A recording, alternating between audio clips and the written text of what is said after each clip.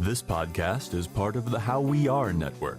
For information on this episode and many other like-minded shows, visit howweare.org. That's HOWWEARE.org.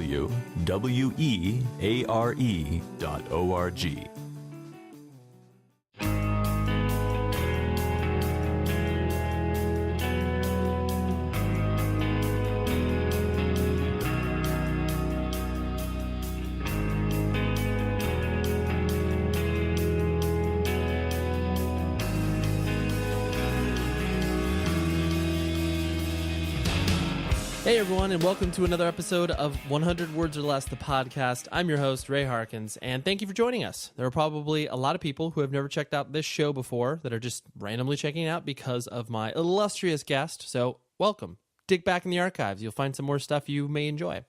The guest this week is Ryan Penagos, otherwise known as Agent M on Twitter, and he is the dude at Marvel Comics. And when I say the dude, basically anything digital. He is the person who is the lead guy. And on top of all of that, the reason that I am speaking to him, even removing the fact that I personally am a fan of comics, and I mean, if you don't know Marvel, like, you're living under a rock. Pay attention. You're obviously not participating in the pop culture conversation that's out there. He's an old hardcore kid, and he has a long-standing history within the Long Island independent music, punk, and hardcore scene. That's why I'm talking to him. So anyways, more on him in a minute. Let's get all the business out of the way. Propertyofzach.com. Visit what they do. You'll become more educated about independent music. You'll become more educated about new releases that are coming out, tours that are coming through your city.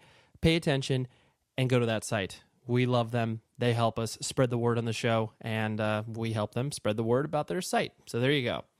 If you're feeling ever so gracious, go to the iTunes store, drop us some reviews. It's been a little slow. I'd like you to pick it up. If you're a longtime listener to the show and you haven't left anything, please, now's the time. Let's do this. I appreciate it. It makes the show look cooler to sponsors, to other people who are interested in checking out the show, because I know a lot of people that leave comments and like, yo, jump in here. This is a great episode. So do that. I do appreciate that. Also, we are part of the How We Are podcast network that has some other amazing shows like Stuff You Will Hate with previous guest Sergeant D, and Let's Talk About Feelings from two people who work at Side One Dummy Records, Matt and Christina, great people. And then Nothing to Write Home About, which is a show that is similar to this, but focuses more on the songwriting, music business structure of things with Matt Pryor from the Get Up Kids. So if you like this show in any capacity, you'll probably dig those other shows as well. One more thing, and then we'll talk to Ryan. So I was listening to another podcast from actor Alec Baldwin. He hosts a show on public radio up in the New York City area, and then it gets broadcast all through the NPR affiliates. It's called Here's the Thing. Anyways, he had Jerry Seinfeld on the show this week, or last week, or whatever. I can't remember, but the most recent episode he did.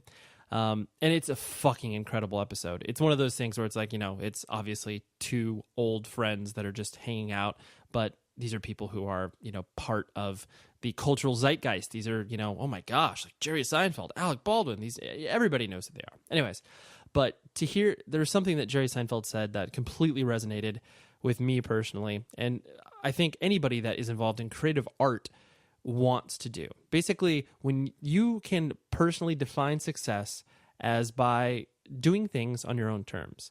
And that's how when I say he, Jerry Seinfeld, personally defines success. Because obviously, it's like the dude doesn't need to work. He is a billionaire and will be for the rest of his life and his kids' lives and probably his kids' lives after that. But it's one of those things, he still goes out and, you know, does 100, 150 shows a year of stand-up comedy. And he does it because he now has achieved that doing it on your own terms. Obviously, from a financial perspective, you know, it doesn't really matter what he does. That has given him the freedom to do things on his own terms. And I think while obviously not all of us can receive the sort of autonomy that billions and billions of dollars in your bank account can give you, we all can kind of carve those little particular instances away in our own lives. You know, from the person who, you know, works a crappy 9-to-5 job and then goes home and spends, you know, 2 or 3 hours a night on something they're passionate about creatively, that is reclaiming a portion of your life back that you feel you may be sacrificing because you're doing a shitty job or whatever. And I know this sounds like so simple and basic and sort of, you know, like motivational speaker-esque, but it just really resonated with me because that's how I've always kind of tried to navigate my life to where I like to try to do things that give me the freedom to kind of do what I want, you know?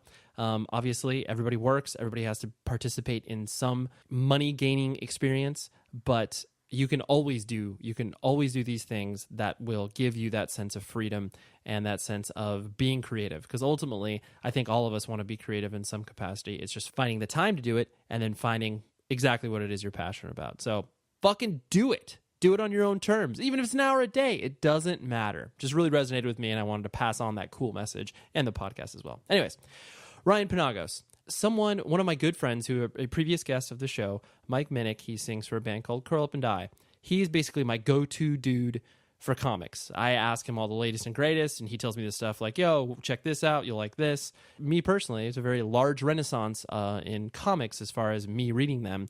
Because, I've been checking them out from the library, and I've been able to catch up on a bunch of amazing series and keep up with some ongoing stuff. He gave me a heads up. He's like, hey, this guy that works at Marvel is like an old hardcore kid, because he talks about stuff on his Twitter in regards to like the Long Island scene, from like Vision of Disorder to Silent Majority.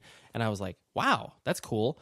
And so I just started following him on Twitter, and then, he does it constantly, references a bunch of bands. And I just think it's so great for people that have a platform such as him, who aren't exactly ingrained within the independent music culture.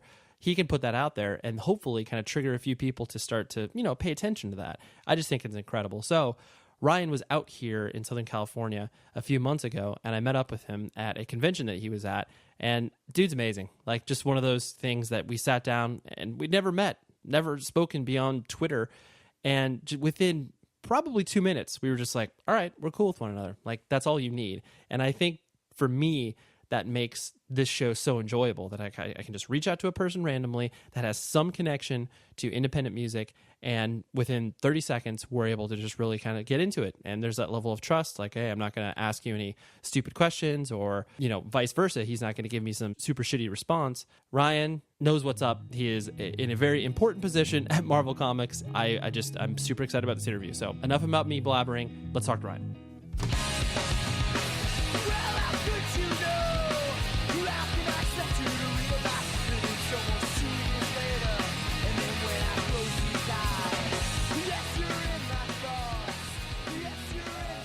How I became aware of, what you as an entity, sure, or I prefer as a human, like I was saying when we were walking up here, where it's just like, you like people that are involved in like independent music can, like, the word spreads in regards to like, oh yeah, that dude was like into hardcore, or like that dude was into punk. Like, even though that obviously that community is so large now, but it's still, like you're going to probably mention, that the community is so small at the same time. It is. Especially, it's like once you're over a certain age, where it's like, okay, I should stop doing this now.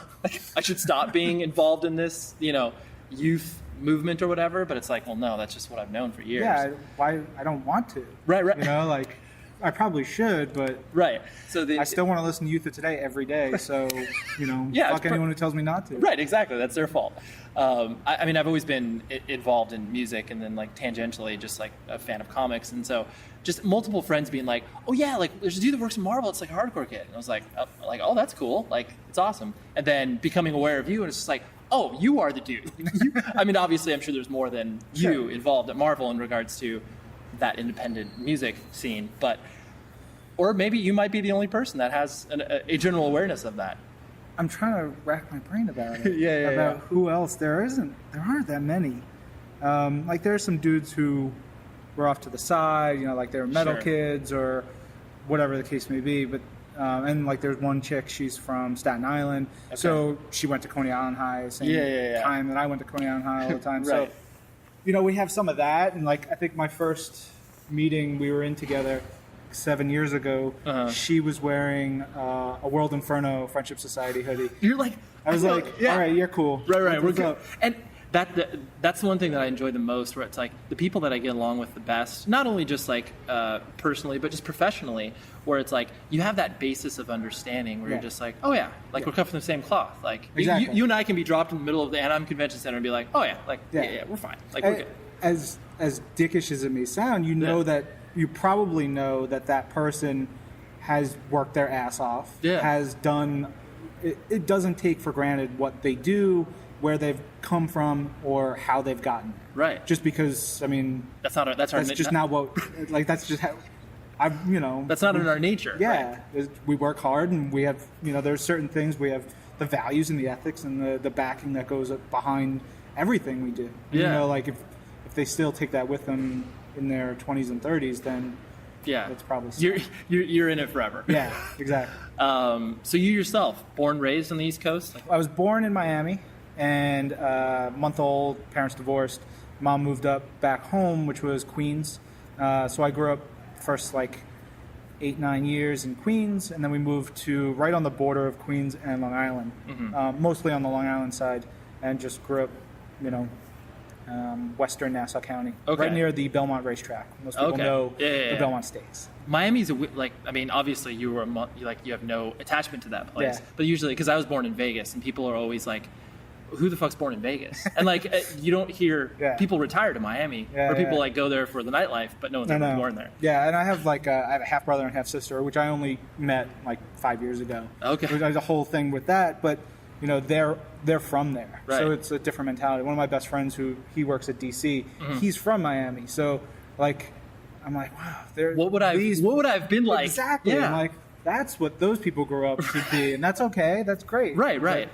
But it's just vastly, it's totally different. Vastly different, and you always wonder, because my parents were divorced at about 4, and you always wonder. I mean, it sounds like obviously with your mother, your mother retained custody of you. My mother did the same thing, but I always wonder where it's what would my life have been if my father retained custody of me?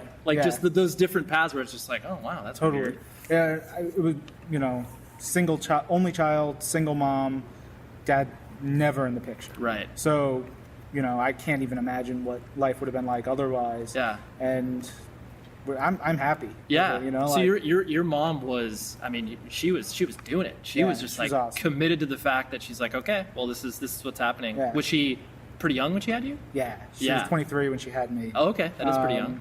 And she worked her ass off. And I was lucky. I had grandparents who were around, uncle that I'm close with, and stuff like that. So we're a good tight community. Family. Yeah. And that's obviously why she went back there, I presume, to be okay, I need support. Exactly. She needed the support. It was there. Yeah. But she worked like crazy, which is where I get that from. Sure.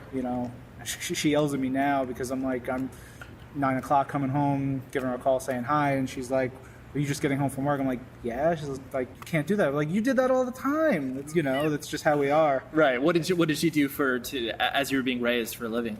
She was in real estate in New York City. So all the boroughs, she would manage properties and deal with crazy New York landowners and property owners and all kinds of weird stuff, which was cool because it brought me into the city a lot when I was young. She would bring me in, and I would hang out and see the city and get a vibe of that. Yeah. It changed. A suburban kid, it definitely affects you. Oh yeah, it's such a anybody that isn't brought up, or not even brought up, but anybody that doesn't have that sort of big city experience of just visiting there. Yeah. It's once you go there, it's just what is this? This is a whole other planet. Yeah. Especially people that have never traveled to New York and know the distinct difference between Long Island and New York. People are just it's New York. Of course. But Long Island could be a whole separate state for it could be. It's nuts. It's wild. Yeah. And so your formative years, basically, when I say formative, once you started to enter high school and everything, that was all in the Long Island area. Long Island, yeah. And so when did what kind of kid were you? Obviously, like you said, as an only child, you didn't have any brothers or sisters. And I'm an only child as well, and that's definitely, I think it's totally indicative of what we got into. Yeah. Where it's just stuff that we can become obsessed over, and it just consumes us. But also, it's a lot of do it yourself. You got to get yourself home and do this or do that. Be aware of your surroundings. Be aware that sometimes you're just alone, but you make the best of it, and you're cool, and you get on with your life. I always tell people, and they find that even only children find this story sad, but the idea that I used to play Monopoly by myself. We're but I had these alter egos who I played against. It was these guys who I'm really, fucking Johnny, I'm gonna kill him even though it's me. I'm playing the same game, but that totally speaks to the fact where you're just like, well, yeah, I want to play Monopoly. And like, my mom's not going to play with me right now. Yeah. So you got to do it. You totally got to do it. And so what kid were you like going into high school and like, junior high? Like, where did you find yourself? Is that when music started to become a part of your life? Comics had already started to become a part of your life? Comics were like, I remember my earliest comic book memories were like 6 or 7 years old. Yeah. Reading super early, and as most comic book readers are, they're lapsed readers. They come back every few years. Yeah. And that always happened. And then music, 12 or 13, I can't remember what it was. My uncle took me and one of my friends to see 9 Inch Nails and Pop Will Eat Itself at the Nassau Coliseum. Okay. And we had seats, and as soon as 9 Inch Nails came on, he picked us up, threw us over the balcony, pushed the security guard out of the way, jumped over, and then we went and to the pit, and where the floor seats. Yeah. And that was great. That's amazing. That was it. That I think is the starting point, because he's not a hardcore dude at all, right. But I mean, he would be like, yeah, his stories go back and forth. It's like, I saw the Sex Pistols when they were in America, or I saw the Clash, and I was like, you sure? Did you? Did you? He probably did, but he was probably like on drugs or something at the time. He couldn't actually remember it, right? Yeah, I mean, he was young and stupid and sure, just having fun, but it's cool.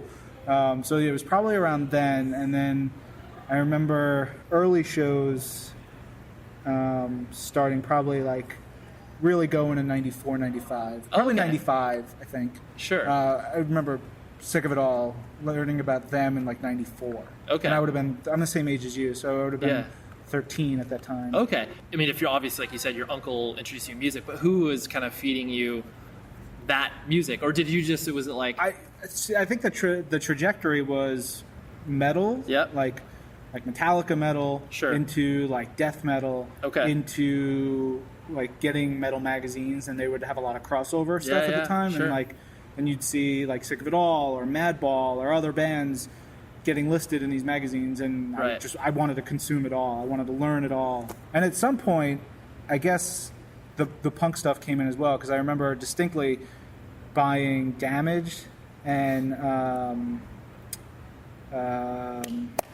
the Dead Kennedys with the In God We Trust Incorporated. Oh yeah, sure. On vinyl at the same time, and then it was like on vinyl. Yeah. Because you just had a record player. Yeah, I had amazing. a record player, and they were awesome. And then getting into the Misfits after that, but there was no like one person. Right. I think it was a group of us at the same time, sort of like feeding off each other. Yeah, we would learn about it some way, and we had the internet, but it wasn't the same. No. It was like dial up. Yeah, Angel Fire websites. Exactly. Which that wasn't doing you any justice. Yeah. But and that's going back to the only child thing. Like that's what I think that experience of, like you said, just like finding out about stuff on your own devices, because it's like, I mean, even though like stuff was presented to me, it was definitely like I found myself getting whatever, like the first Victory style compilation, where it was like, I didn't have somebody giving it to me to be like, yo, you need to listen to Earth Crisis, Strife, and Snapcase, even though I did, and it was great. But it was like the stuff that I got into initially was like, yo, Guilt's really good. And like, Dead Guy's awesome. But then it like, once I had a broader perspective, I was like, oh, those aren't the popular bands that were on there. But it was like, but you don't know that. You're like, that's what I like. Right. Everyone must like that the most. Totally. Yeah. And then thinking the Donuts were probably the biggest band in the world. Dude, because they're from Sweden. And of course. Obviously, they have to be huge to come over. They got brought over here because they're so gigantic. Yeah, because they're massive. And they're an all-girl straight edge band. I mean, how could you not be into that? You got to know. And so it's cool that you had that singular experience of where you could start to just like put those puzzle pieces together on your own without that sort of guiding influence, which is helpful, but not like the Bible, Yeah, and it's crazy.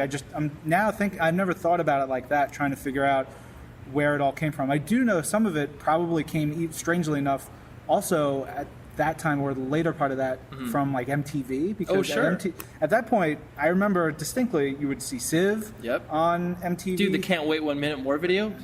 It was everywhere. Yeah. And you listen to that again. That's a great song. Great song. Should have been bigger. Yeah. That was on the Scratch the Surface and Step Down videos. Yeah.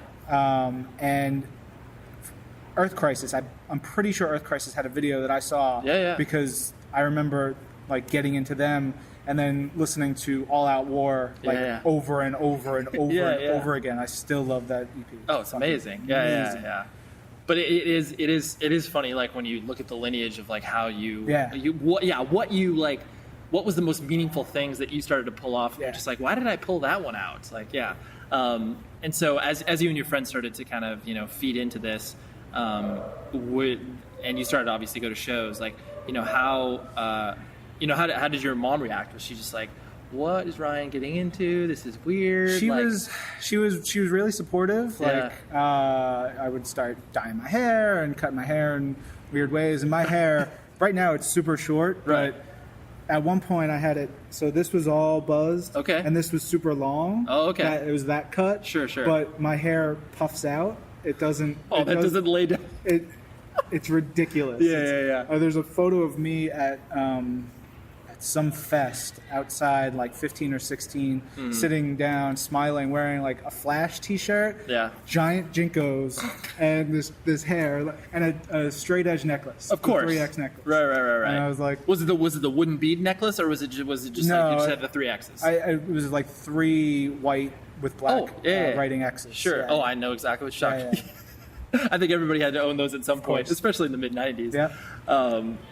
In my opinion, for all definition of the term, like, both hardcore and like punk and independent music and like the comic book world are both like, they're outsider art when you boil it down. Like, I mean, obviously now that doesn't make sense to people who are just like, oh yeah, these movies make $1 gajillion. Like, how is that outsider art? But in their origins, like it was like, normal people weren't into comics. Like, I remember going into comic book stores in the 90s, even in the 90s, and it was still kind of like, look at all these weird people, like look at these shut-ins, like, and did you ever feel that sort of like kinship with both of those worlds, or were they both just kind of separate to you?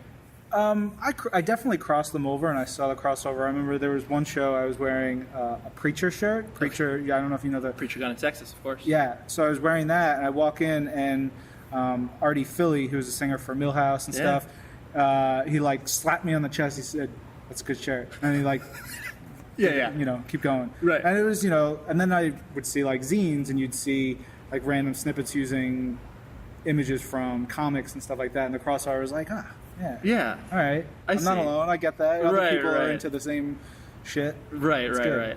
And so, did you enjoy high school? Yeah, I was a good student. I was really good at math, and I tried hard. Yeah. I was a good kid, generally. Like, didn't get into a lot of trouble.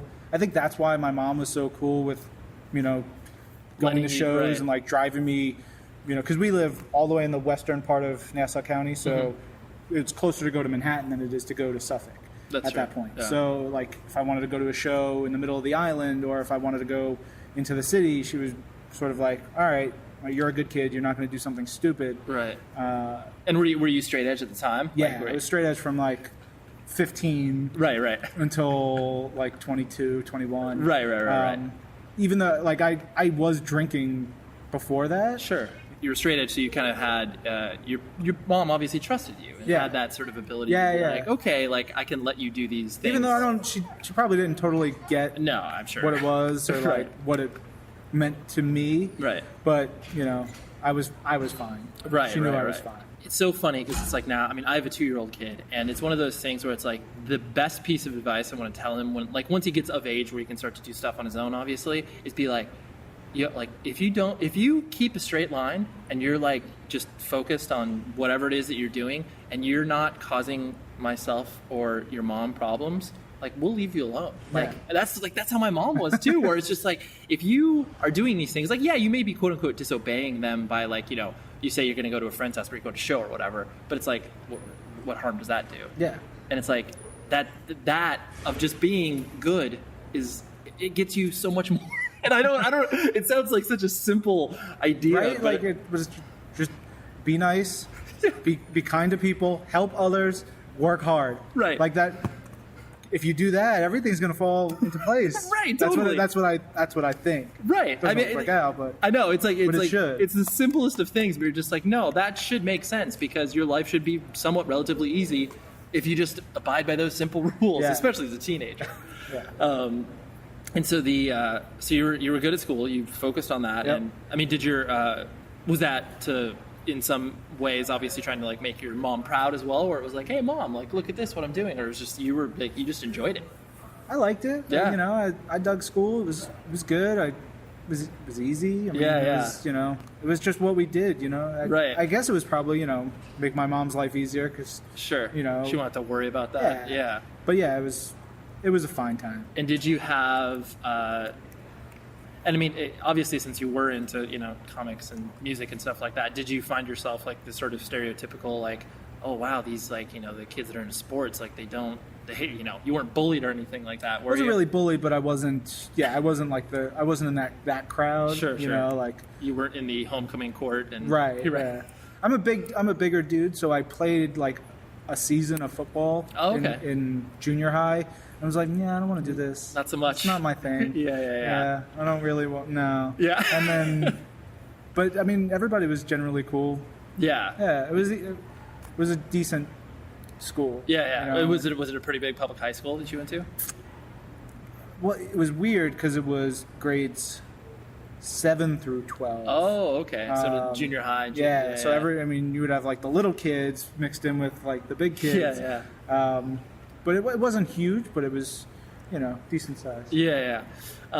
As you started to get to the end of high school, where it's like, what do I want to do? Where's my life going to lead me? Like, did you have that sort of career mindedness about you, or you're just like, I don't know, maybe I'll go to college? Like, I mean, I definitely thought about, you know, where is I going to go next? At that point, I loved math.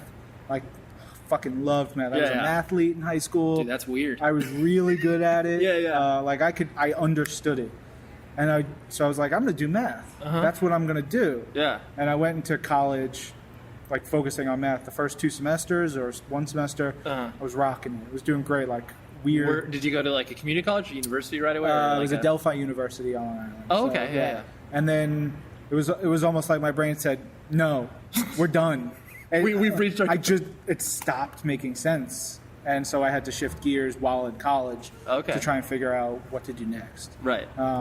But during high school, through music, I learned photography, and so I was taking photos at shows all the time. Okay. Okay, because you did a zine as well, correct? I did a website. Okay, website. Yeah, right. I did a website on AOL, like one of their community builders. Yeah. But like I started it. It was funny. I started it by just wanting to put up a website about the music that I was, like the shows and stuff in the scene, just tinkering around. Right. And I was like, I don't have anything to put up there. Oh, this guy has some cool photos. I'm going to put his photos on my page.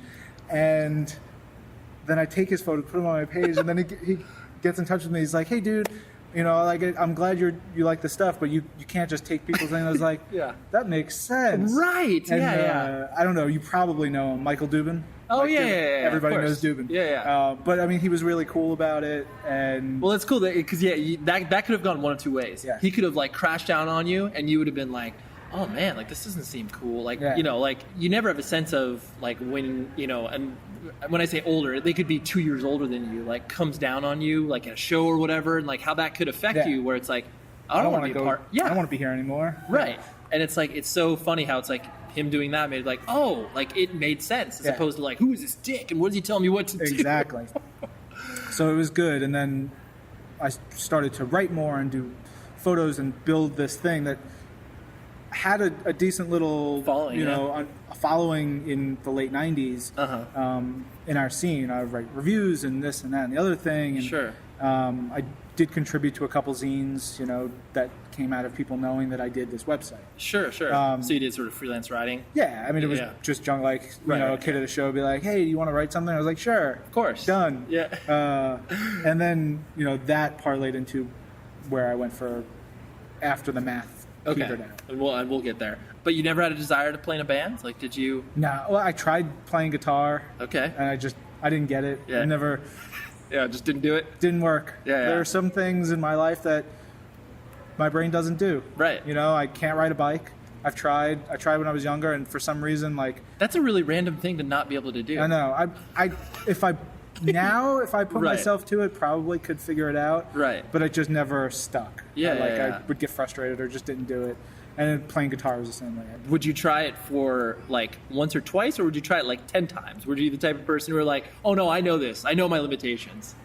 I tried it a lot. Okay. Yeah, like my mom bought me a guitar and an amp. And, right. Okay. Got it. Like wasn't the best guitar. Wasn't not like I'm trying to label you a quitter or anything like that. No, but yeah. It's because sometimes a kid, like when you're a kid, you do it once or twice, and you're just like, "There's no way." Yeah. And then, but it's like, no, if you went, you did the amp, you did everything, and that makes sense. And I didn't feel the need to like play the music because I was still part of the scene. I was, I was taking photos and I was helping out at shows and I was, like doing stuff. Right. And I was still involved. Right.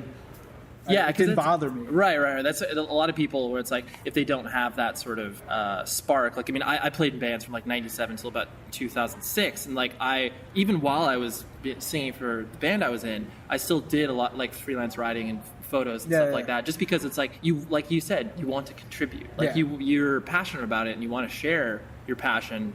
But it's like there should never be that division of like, oh, like, those are the band dudes, those are the photo dudes. It's like, no, we're all part of the same thing.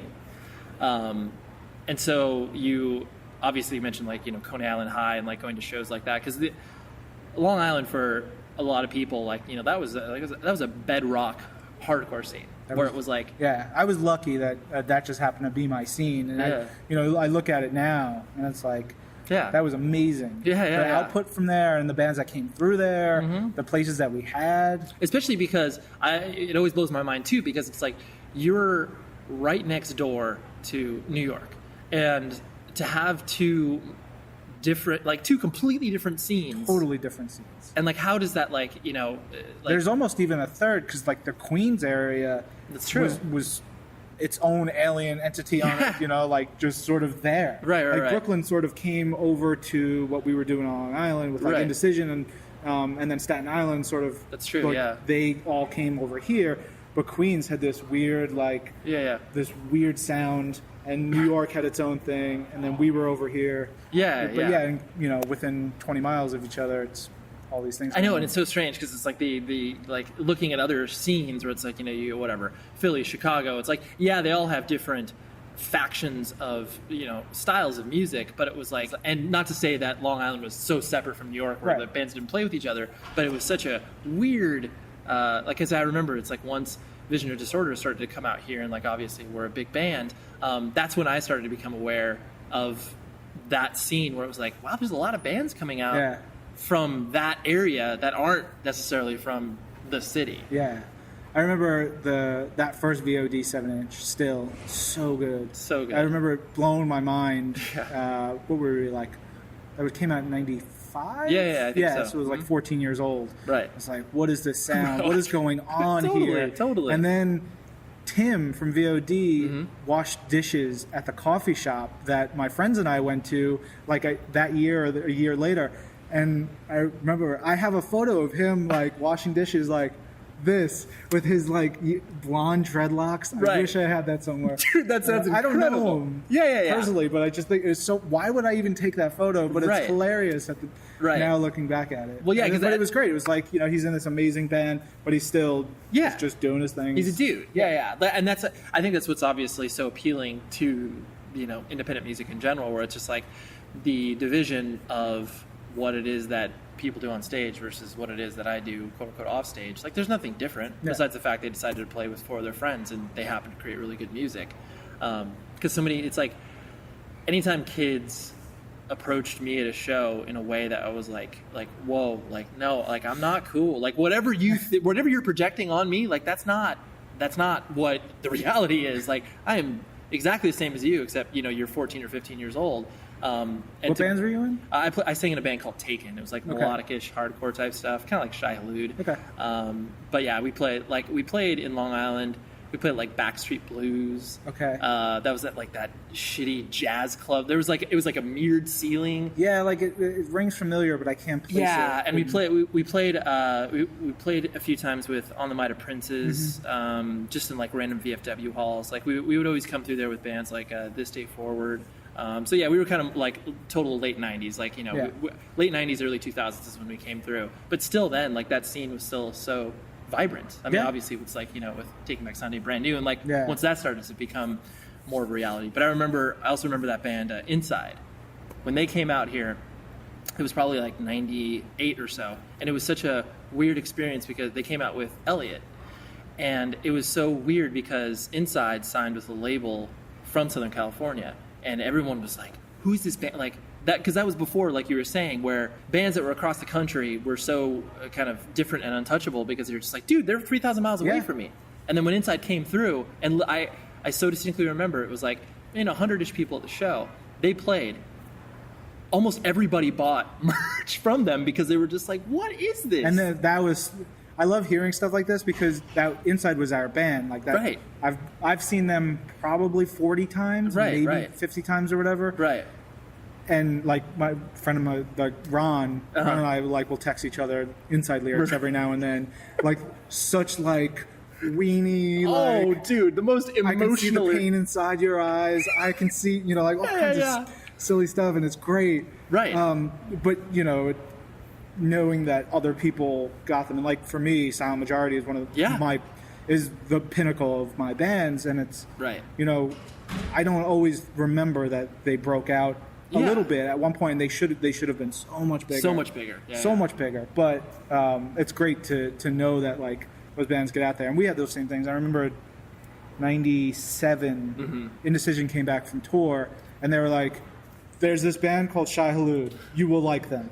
Like they said it to everybody. Like it was like they were going around preaching the gospel. They were prophets for Shai Hulud. And then like the demo or whatever it was, and then the first Rev EP came out. We were like, yep, yes, right, you got it. All in. We're all in. And then they, like finding those bands and having them come over and you just blow you away. Yeah, I love that. I really like that how you're saying where it's like something gets brought back and then just pollinates from there. Yeah. And like obviously like how social media works now, but it's like it was social media except obviously like in a hand-to-hand basis where it was just like, oh, you heard about it because your friends saw them when they went to a fest or whatever, and you're like, oh, I need to get into this. Yeah, or like your favorite distro would be like, you'd go to a show and they would have new stuff. You'd be like, they'd be like, this one, you should check this one out. You'd be like, all right, cool. Like, I'll take that CD. Right. This show. That was just, that's the word of mouth spread that way too. So. Right. What attracted you about photography and like taking photos at shows? I don't know. I liked being up Did you close. do yearbook or anything like in high school, or no? You just picked up a camera. You're like, yo, I think I'm gonna take some pictures of this band. Yeah. And then I started to learn that you can sort of manipulate photos a little bit and do some fun, cool stuff with it and get pictures that are especially as bands that are like really moving. You could do some really awesome stuff with lighting and movement, and it was a lot of fun. It was just fun. Thing that was cool. Because it's just it's a medium. Because I mean, I took photos like at shows. I was terrible at it, but I still did it. But yeah, there was something about that medium that was it was just like you said. It was fun because you felt like you were trying to capture this moment to be able to like relate it, like to show to other people. Where you're just like, look at what happens to this thing that I go to. Yeah. And like that, you'd be like, oh my gosh, it's an incredible photo. Like, I'll go to a show with you or whatever. I do remember the only thing I did for a school paper or whatever was I wrote an article about straight edge and used a photo I took of this band called Trip Face. Of course. And Scott Jarzenbeck was like this with giant X on his his hand, fist. And then I wrote some article about it when I was like 15. Right. That was in the school paper. Yeah. And I love when you're able to, because I remember my freshman year doing a paper on a Propaganda song. It was off of How to Clean Everything. And yeah, like when you're able to like sprinkle those things into school, you're just like, man, I'm the coolest. And people are like, who is this? Because I remember you had to play, I think I played a piece of the Propaganda song as well. And people were like, what the fuck is this? And I'm like, I know, this is great, right? And they're like, this is terrible. And I'm like, oh man, you're missing the point. And so then as you started to become, like you said, you had to, you ran to the wall with math and you started to become more interested in writing, you were saying? Or was it? I went from math to teaching to sort of not wanting to do teaching. And then I switched schools after 2 years at Delphi. I switched to SUNY Purchase, which is state school in Westchester. And partially because I was dating a girl that she was going there, I went there, whatever. Convenience, And So there I got turned on to journalism and the school newspaper there, where it was actual contribution to what was going on there, and learning the art and the craft of journalism. Mm-hmm. That's what got me, and I was like, this is what I want to do. Yeah, you're like, this is the path. Yeah, I want to do entertainment journalism. I want to write about fun stuff. I want to report about fun stuff. I want to do cool things that are about the things that I love: music, movies, comic books, stuff like that. That's where I want to go with it. Had you always been interested in, like, I mean, because obviously, even though hardcore and punk is a part of pop culture, had you always been interested in the kind of the larger scope of pop culture? Yeah, I think so. I mean, I love Star Wars and all the movies that I loved, and TV shows, and never branded it as such as growing up, but yeah, it was definitely always there, like into the pop culture of it all. Right. Yeah, it's always so weird for me to hear people that say that, like, they haven't seen a movie in a year, or it's like you know what I'm saying? Yeah. Where it's just like they're like, oh, yeah, I haven't been in theaters in like 2 years. I'm like, really? Yeah. Like, I mean, I understand, like, life gets in the way and you get busy, and maybe I haven't seen a movie in like, or like gone to the theater in like 3 months, but that's like, I'm like, whew, that's whereas most people would be like, that's not normal that you feel that. And so then once journalism obviously started to capture your attention, what was your first job coming out of college, like, that you were looking to do? Like, did you do internships and stuff like that? So, I mean, and this goes back to what we were talking about earlier. I worked 3 jobs while I was in college. Okay. I worked at Best Buy, I worked at the computer lab, and Nice. I worked I was a shipping manager at a religious carvings company that I'd been doing since I was 15. And it was like the family business for them, and I was just right. You were just it was a job forever, that right. and then it was like, oh great, this is a thing I can do easily 1 day a week, and do my Best Buy 3 days a week, and do computer lab 3 days a week, and still go to school and try and figure out how to do it all. Right. But there was religious carving sounds amazing. Like, was it? I mean, it was just like figurines of Jesus and Jesuses and crosses and whatever, crosses and statues, and like it was crazy because there was this deep, long, dark basement, and it was just lined with statues and crosses. That is creepy. And if you only had the light on where you are, it would like get real dark as you get further along. It would just be like Saint Francis, like just down there, like looking at you, just like, chilling come on you. down. Come on over here. Yeah. I got a bird. You may die. Yeah. So I did that, all that kind of stuff. Right. What was the question? Yeah, no. You were hustling at the time, and you were like, what jobs? Like, you were interning. So as I was finishing school, and I had always been reading since I was like 10 or 11. I was reading a magazine called Wizard. Yeah, Wizard magazine. I mean, it was like that was the comic book, Bible. fans' Bible for so long. Totally. And just like Beckett with trading cards, where you're just like, whatever this says is, that's and it. then they launched Toy Fair, and I was like, I love this stuff. These are great. They're funny. They speak to the things that I like, and they don't talk down. They're just like, they're like, we love this stuff. You love this stuff. Let's go. Right. And I was like, this is cool. And I saw an ad for an assistant editor job at Toy Fair, and I was like, I just got a degree in journalism. I could do this. I could apply. Yeah. Whatever. Boom, applied. I'm like, I'm going to get that job. And then I get a call right before school ends, being like, hey, is this Ryan? I'm like, yeah. He's like, hey, this is Justin. You applied for the assistant editor job at Toy Fair. I'm like, yeah. And he's like, well, I got the job, but I need writers. Do you want to write some freelance for me? He's like, I don't have anyone yet, so your application's here and it seems good. I was like, sure. Yeah. You're like, but that's a weird intro. Hey, so I got that job. Yeah, I distinctly remember that. And you were like, probably a better way to phrase that. But it was, but you were fine. Opportunity is opportunity. Totally. I moved back into my mom's house right out of college and did freelance for Toy Fair. And it was like writing about military toys. I knew nothing about the toy market, which required reporting and doing some other things. Still stuff that I really wasn't familiar with, but learning about it. Right. You dove into it. Yeah, I just took any assignment they gave me and worked on it. And tried to do some more freelance. Like, I wanted to write for Fangoria and some video game websites. I did some video game writing, but not a ton.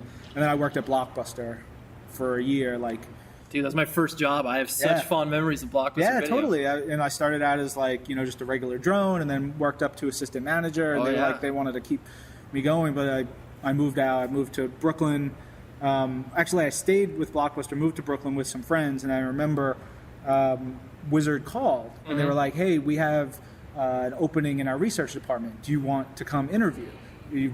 You're spoken highly of by Justin and Toy Fair, so, you know. Sure. And that's smart. They're hiring from people they know. Right. You know, so I go up, I'm wearing a suit, a Venom tie, got my fucking Venom tie on. I drive You're there, like, dude, I got this. I got the Venom tie. I'm in. and then I was like, I was done. I was so nervous. Oh, I yeah. was so nervous because I'm, at that time, Early 20s, I'm sure. 22? Yeah. Yeah, 22. Yeah. And I don't know shit about shit No, at that point. No one does. And I go there, and I'm at Wizard, that I've been reading for 10 years, since I was a kid. Right. And they sit me down in a conference room to interview me. And I look up, and it's like framed covers of the first bunch of issues, and specifically framed the first issue that I bought. It was so intimidating. Right. You know, to be there and try to deal with that. And they were asking me, they were super nice, but like flop sweat. Right. You're like, it'll be good if I walk out of this interview without soiling myself. Right. And like, that's a success. I bombed it, whatever. They said, they thanked me, and I went back to my car. Car's dead. I forgot to turn the lights off. I have to come back inside. Yeah. The managing editor has to jumpstart my car. So do that. I'm like, great. So that's never going to happen. Right. This sucks. Go back, continue on. They call me back again like 2 or 3 months later. They're like, hey, we have this other job, price guide assistant for Wizard. Do you want to come back and interview one more time? And I'm like, yes. That point, I was like, I fucking got this. Yeah. My shit was all together. Yeah. I went in there. I'm mentally prepared. Right? Yeah, like walking the walk, talking the talk. Sure. Knocked them dead. A couple weeks later, I'm walking down the street with a friend of mine in Brooklyn, going to get a sandwich. Phone rings, answer it. It's Wizard, offers me a job. I'm in. That's amazing. That was it. Yeah. And you're like, this is the beginning of my hopeful career into the future. Yeah. Like when you do get that first opportunity, because I worked at Century Media Records for about 8 years. Yeah. And I got hired, I think, when I was 22 or 23. To this day, I still have never had a job interview. So like it was weird. Like at 30, I was like, I should have a job interview. I've never, like your experience, I'm like, I feel like I should have had that by now, but that's not the point.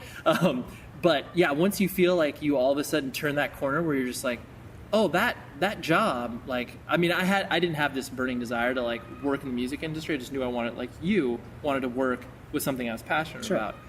But to have, like, when you do have that opportunity given to you, where you're just like, oh, I think I fooled them. Like, I don't know if I necessarily, like, I'm confident in my skills, but at the same time, I'm like, should they be giving this to me? Like, did you ever feel that? Like, you know, I guess, whatever, maybe like a year after you got the job, where you're just like, oh, like, this is weird that I'm here. A little bit of the weird that I'm here, but I started as price guide assistant. Within like 2 months, I was price guide editor.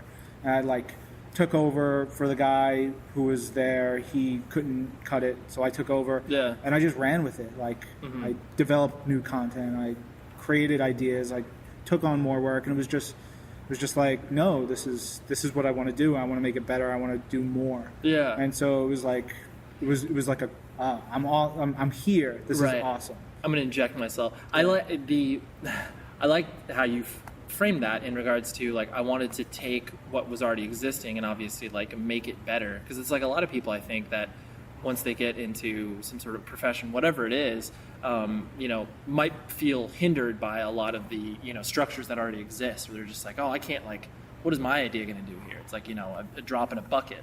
But the fact that you kind of rolled up your sleeves and tried to do what you could within the limitations of what you had, like, that's you know, I think that is, like you said, directly related to like what your experience was, and just like, oh yeah, well, I guess I'll go to shows and take photos. Exactly. It was like this is what I'm going to do. Yeah. Well, I'm doing that. Right. Yeah. I'm not asking to do that. I'm going to do that. Right. You know, like let's go. Let's have fun and do all these cool things. Right. Yeah. That's definitely the permission thing is a huge thing, where it's just like you don't need to ask. Like, you just, as long as you do it without bumming anybody out, and then you can prove that, like, hey, this thing, like, is cool and it works, then we should keep going with it. And so then as you started to progress through Wizard and obviously experience like that, the editorial side of things and creating content. Like, is it honestly, just because out of curiosity more than anything else, is it a pretty cutthroat industry as far as like the way that people, I guess, like turnover within that? Like, do people kind of like roll in and out? Or Wizard specifically, but like, was there people that were kind of there just because it was a job and it wasn't something they were particularly passionate about? Wizard at the time, and it's so strange. It was one of those very, at least to us, it was a very unique place at a very unique time. It wasn't the magazine. It wasn't the company's creative apex or like the best period or whatever. Right. Because it was like as they were in the downswing. Okay. I was there 2003 to 2006, and I think our product was good, but it wasn't the same as it was before, and it was being driven. It started to get driven in certain ways that didn't gel with what we wanted creatively. But whatever. Right. There were a bunch of us who were all there at the same time, who are like now some of my greatest friends, even though we've gone our separate ways. Like two of them were in my wedding. Other guys have gone on. Like, I'm doing what I'm doing at Marvel. An editor who works for me worked at Wizard, and I brought him over. 3 editors at DC worked at Wizard. Two editors at Marvel worked at Wizard. Vice president, people all over the place came from Wizard, and for the most part, we were all like doing it because this was you wanted to be there. We wanted to be there. We wanted to do these cool things. We all had those early memories of this product and like wanting to contribute to it later on. Especially when it's like wherever you're working, like encounters hardships of like whatever nature, whether it's like changing formats or what have you, it does weed out the people who are just like, oh yeah, this person's not going to hack it because they're not on board in the same way that we're on board. Like, you'll see people. Some people were there less time, some people were there more time, and it is what it is. It's fine. Right? Yeah. Not everybody can be as for lack of a better term, nerdy, where it's just like, oh yeah, I'm committed to this. Like, of course, like, oh, I don't get paid for, a month or two because we're going through a lean time and then you'll get me back. Like, oh, sure, I'll do that because I want to work. Yeah, there were those times. Yeah, exactly. I mean, I think I experienced that in Century Media as well, like, because they started like an offshoot. This was called Abacus Recordings, and we had like Sick of It All and Ignite and stuff, and it was like, the first 3 months we weren't paid because we were waiting on a check from our distributor, and it was one of those things where it was like I had to go to my wife to be like, yo, so I'm not getting paid for 3 months. And it was like, but it was like I have to do this because I'm here. Like I'm committed to this. And so then obviously now where you're at in Marvel, like when that opportunity showed itself to you, was it one of those things where it was you felt ready for it, or you were just like, well, I guess I'll try this out? Well, for the first year I was at Wizard, I was price guide editor. At some point in the second year, I said I want to be associate editor. Actually, I asked I want to be editor at large, and the managing editor was like, "You don't understand what that title means." I'm like, "I don't, but it sounds cool." Yeah, it sounds great. It's like that means someone who's outside the building, outside doing other things. You're here. What about associate editor? It's like, okay, fine. I'll take associate editor. And I want to take over video games, and I want to do independent comics and other stuff as well. And it was like, all right. So the second year was building that up. By the beginning of my third year at Wizard, they also said, you're now going to be the contact for Marvel, which means you're going to work hand in hand with Marvel to make sure that Wizard gets all the information. Their stuff is properly represented. You go to their meetings, you interview all their creators, you visit their office every month or every other month, do all this stuff. And in doing that, I built relationships with the staff there and, understood what they were doing really well. And I was at Marvel in like the summer of 2006 wearing a Most Precious Blood t-shirt and camouflage shorts, visiting the office, going from office to office, saying hi, sitting down and asking, all right, so what's the big plans for the comics in what you're editing in the next X number of months? Right. And like then coming up with ideas for articles and features and stuff. Sure. And as I was doing that, I was walking down the hall and I hear, hey Ryan, come on over here for a second. And it's one of the vice presidents, a guy, John Dokes, who I dealt with a bunch and we were friendly. He said, come on and sit down. And so I sat down and we're chatting in his office, just chatting. At some point he closes the door and we're chatting. Yeah. And he's like, hold on a second, I just want to bring somebody in here. And he goes out, brings in another guy, we start chatting, and by the end of it, I'm like, I think this is an interview. Oh, yeah. The secret interview, where it's like, it's not set up, just like that. And then, a couple weeks later, they call me and they say, hey, do you want to come over here and be associate editor for Marvel.com and basically be the person who creates all the content for Marvel Online. Right. And I was like, yes. Of course I can do job. this. Yeah. Yes. You seem to me just like, I mean, obviously in the 45 minutes we've been speaking, like you have a clear picture of what it is that you feel like you want to accomplish from like your professional standpoint, but you don't seem like a dick. Like, because sometimes it's like, because sometimes it's difficult, especially when you're talking about large organizations, to kind of get things done without being like that person where it's just like, oh, dude, that guy needs to fucking chill out. Like, calm down, Ryan. Like, all these 40 ideas that you have, like, we can do one of them. Like, calm down. Is it one of those things that you felt a lot of struggles as you started to, I mean, especially within the Marvel, the context of Marvel, where there was any of that sort of like, okay, Ryan, like, we can give you these few things, but that sort of feedback, or people being like, Ryan needs to calm down, like that sort of overzealousness? It's been pretty good. I've gotten a lot of support from Marvel over the years. It's been nice. Not everything I want to do we can do, right. But I've said, I remember I read an article in Wired in like spring of 2007 about this thing called Twitter, and I was like, this sounds, we got to do this. We got to do this. I called Twitter and I was like, you come to Marvel, I want to talk about what we can do together. Yeah. And I had Biz and Jack, who are two of the founders of Twitter, and we figured out some stuff to do, and I was like, this is, and I was telling people at Marvel, like, this is going to be big.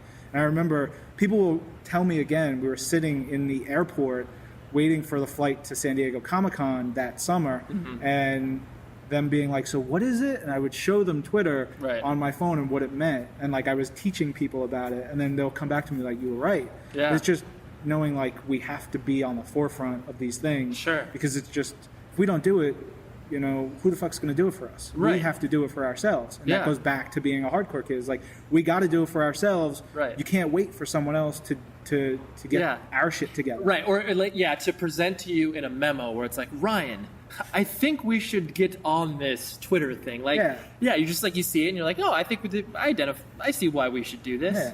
And but it definitely is difficult to, evangelize when there is that level of just like, obviously since they trusted you, it was a much easier transition. A lot of trust, a lot of support, which has been good. I mean, there are always things.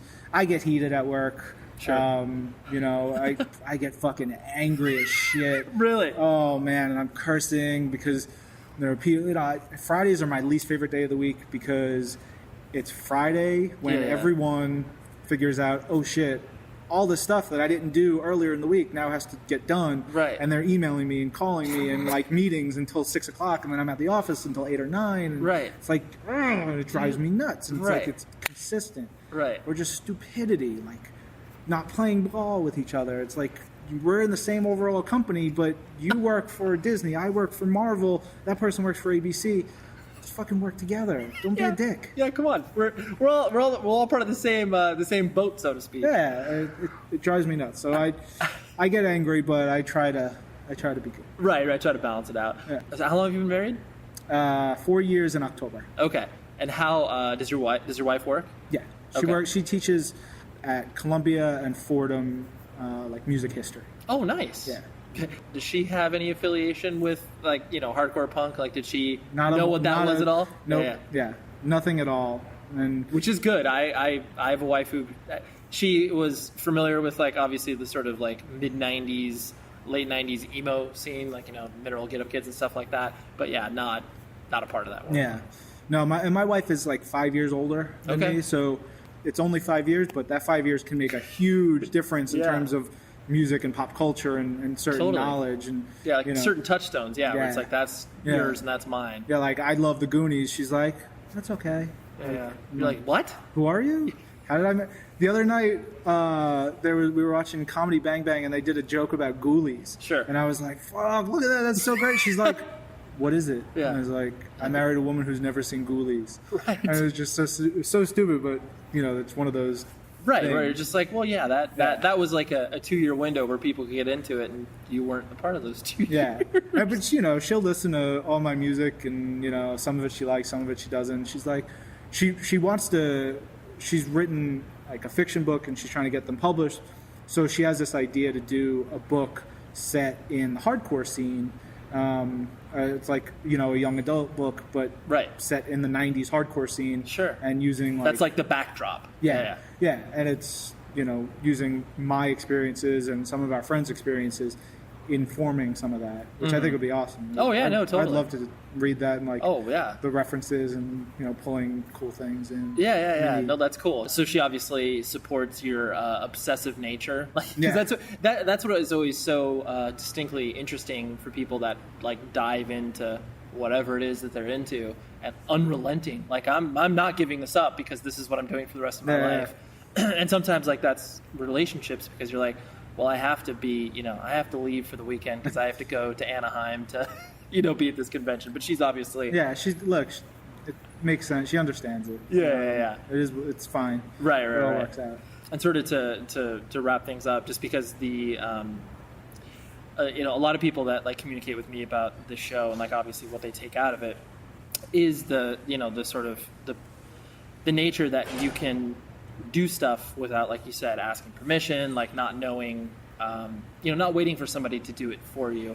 Once they know your background and know the fact it's oh, I see where you've come from. Are they impressed by the fact that you kind of have that sort of DIY spirit? Because obviously DIY means something completely different now than what we know it as. But are people kind of once they see it in context, or kind of that's cool that thing exists back then and still exists now. Depends on how much they understand it. Right. Or do they just think you're a hustler? They're just oh yeah, Ryan's he's... I think they more think it's just I'm a hustler. I'm pretty good at what I do, and I just, I'm in there. I'm just clever. But, a lot of it is built up over the years, and not everybody gets it. Right. But what we didn't really talk about was those, the people that you congregate around certain people totally. He's a hardcore kid. Yeah. You can sniff it, like you were saying. You can sniff each other out. Right. So grew up in the Long Island hardcore scene. Yep. I did photography. We were at CBGB's the end of 1997, and I was taking. It was one of the 90 Indecision, Silent Majority, Millhouse shows that was going on in that year, and it was at CB's at that point, and so I was standing behind the drum kit during probably all three of them, but definitely during Silent Majority. And I was taking photos. And, I always share my photos with whoever wants to see them. And Silent Majority was like, Wreckage wanted to use one of the photos for a poster. And I was like, sure, yes, great, take it. And so they turned it into a poster. It's great. And so that's that. That's over here. In 2007, I'm on Twitter, and I tweet Silent Majority lyrics, just randomly. Because that was whatever I was listening to that day. Right. And this guy who I'd only known a little bit, he worked at a website called iFanboy, and he's like, "That's from Silent Majority. How do you know that?" I'm like, "Well, I'm from Long Island. Blah blah blah." He's like, "So am I." And then we started talking more, and we became buddies through conventions and mutual friends and stuff, and found out that he's a Long Island hardcore kid he's 3 years older or 4 years older than me. So slightly different, close, but, he would work at the PWAC when I would go to the PWAC. Sure. And, he would work at the Right Track, and if I would go to the Right Track, we moved in similar circles, but I was just a little bit younger, didn't really know. I never knew him. Right. Then. Yeah. But apparently we had been at dozens of the same shows. Of course. You're like, I've been in the same room as you many times. Many times.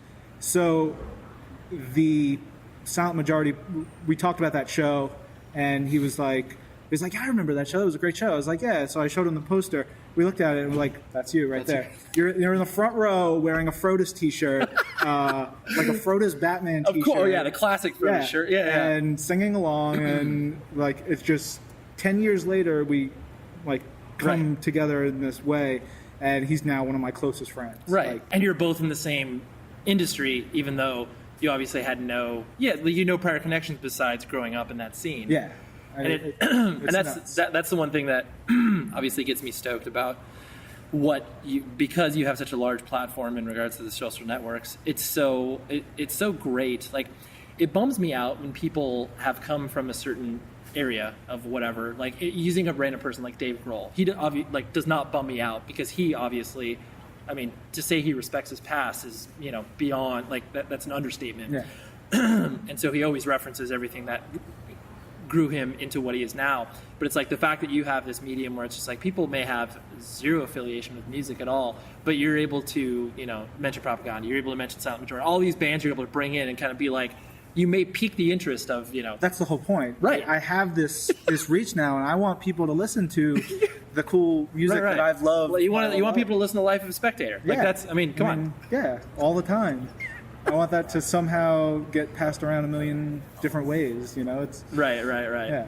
And it's cool that you're able to do that and obviously put it in context of, who you are as a person, and then obviously like what you're doing now. Because it's like sometimes people, just because they grow up, they're forced to not like be into that stuff anymore, because that's just, it takes effort. One of my favorite things they do at Marvel is bring bands and like people who aren't affiliated with Marvel at all, who just like Marvel, who have some sort of recognition somewhere. They do something cool, bring them by, give them a tour, and do like a podcast or an interview, or take some photos and say, Taking Back Sunday came by Marvel. Boom, The Sleeping came by Marvel. Jesse from Brand New came by Marvel. Yeah. And it's just like, these are people I know, and let's bring this all together and let's make it exciting. Right. Yeah, that's awesome.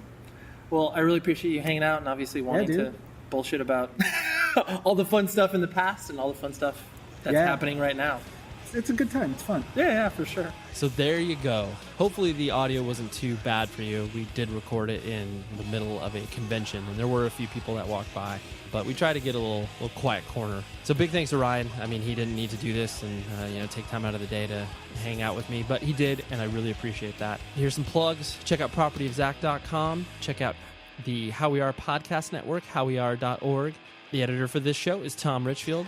And if you're interested in anything else, visit the show's website, which is 100wordspodcast.com. You'll find an archive of all the previous shows and a bunch of other stuff that I post throughout the week. I mean, the hits keep on coming. Got so much rad shit. Next week is Davey Havoc from AFI. There's a tease.